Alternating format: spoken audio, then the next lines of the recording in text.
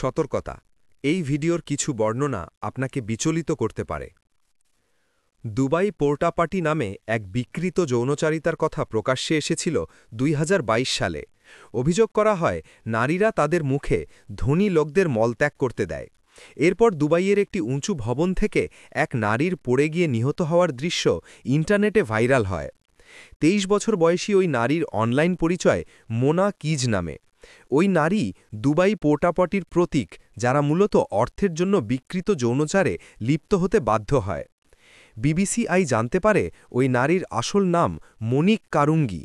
দুবাইয়ের যে ভবনটি থেকে সে লাভ দিয়েছে বলা হচ্ছিল, সেটা আসলে রাশিয়ার একটি ভবন, এবং লাভ দেওয়া মেয়েটিও মোনা নয়। কিন্তু এই দুবাই পোর্টাপটির রয়েছে অন্ধকার এক জগৎ। ১ মে ২০২২ সালে মনিক দুবাইতে একটি উঁচু ভবন থেকে পড়ে গিয়ে মারা যায়।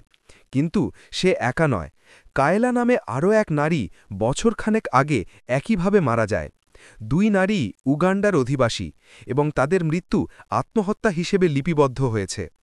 বিবিসি এর পেছনের জটিল এবং গোপনীয় একটি নেটওয়ার্কের সন্ধান পেয়েছে, যেখানে কিছু লোক কৌশলে উগান্ডার নারীদের দুবাই নিয়ে যায়, এরপর তাদের পতিতাবৃত্তিতে যোগ দিতে বাধ্য করে। কেইরা নিহত মনিক এবং কায়লা দুজনকেই চিনত। ১ বছর আগে সে দুবাই থেকে পালিয়ে আসে।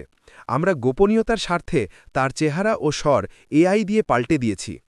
আমি আমার বন্ধু মোনার জন্য ন্যায়বিচার চাই। তারা দুনিয়ার প্রতিশ্রুতি দিয়ে উগান্ডা থেকে মেয়েদের নিয়ে আসে, কিন্তু শেষ পর্যন্ত তারা দুবাইতে দিয়ে পতিতাবৃত্তি করে। এমনটা অনেক হচ্ছে। এছাড়া তোমার কাছে কোনো বিকল্প নেই, কিছুই করার নেই। একমাত্র কাজ হল বাইরে গিয়ে টাকার জন্য পুরুষদের সাথে ঘুমানো, ঠিক একজন দাসীর মতো। কেইরা আমাদের একটি লোকের ভিডিও দেখায় যে দুবাইতে পতিতাবৃত্তির চক্রটি চালায় বলে জানায়। সে তাকে অ্যাবে বলে ডাকে। তার পুরো নাম চার্লস মইসিগুয়া।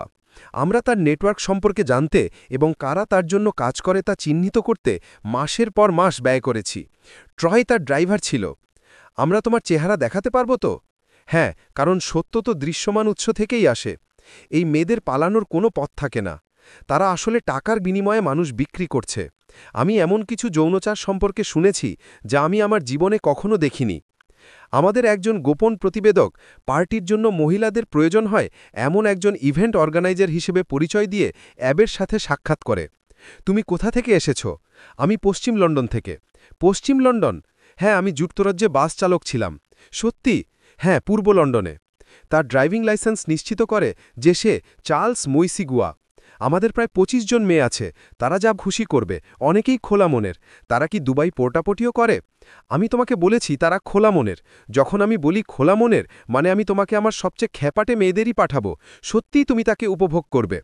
চার্লস মইসিগুয়া এখন অবৈধ পতিতাবৃত্তি পরিচালনা করছে।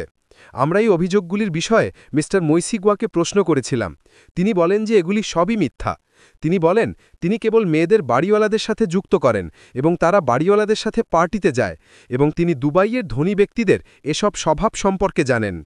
এদিকে মনিকের পরিবার তার মৃতদেহ বুঝে পায়নি। তবুও গির্জায় তার স্বজনেরা মনিকের শ্রীমনে প্রার্থনার আয়োজন করে।